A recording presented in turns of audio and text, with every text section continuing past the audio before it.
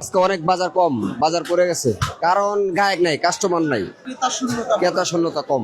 আজকে সবাই ভাবছে যে বৈশাখাতে কিনবে, কিন্তু আস্তে আস্তে টুকটাক করে বৈশাখের আগেই কিনা ফেলছে। দর্শক, এই আবহাওয়ার উত্তাপের মধ্যে ইলিশকে ঘিরে যে উত্তাপ বা উত্তেজনা, সেটি কিন্তু আসলে পুরো আজকে এই সকালে পড়ে গিয়েছে। কিভাবে ইলিশের বাজারে এসে আমরা যেটি দেখলাম যে ইলিশের যে দৈনন্দিন বাজারের যে দাম, সেটির চেয়ে কিন্তু আজকে খুব একটি বেশি নয়। 200-র বেশি সার্ভিস ও ফিচারে লেনদেনের সব বিকাশ অ্যাপে সম্ভব। কিন্তু গতকালকের চেয়ে আবার বাজার কিন্তু কিছুটা পড়েছে, দাম কমেছে।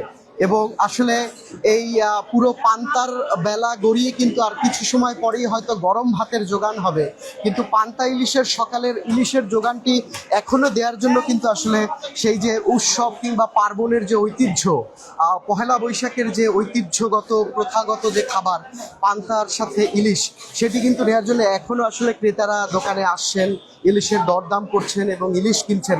কিন্তু ইলিশের বাজার আমরা গতকালকে সোশ্যাল মিডিয়াতে বা মিডিয়াতে যেটি দেখেছি, সেই যে লেখালেখি, সেটির যে তুলনামূলক কিন্তু আসলে অনেক বেশি না। ইলিশের দাম আনুপাতিক হারে সবসময় বেশি।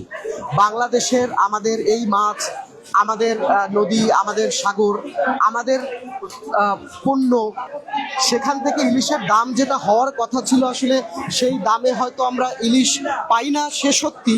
কিন্তু দৈনন্দিন বাজারে আসলে ইলিশের দাম, সেই দামের চেয়ে কিন্তু আসলে এই বৈশাখকে ঘিরে যে ধরনের হাইপ তৈরি হয়েছিল বাজারে, সেটি কিন্তু আসলে অনেক বেশি সত্য না।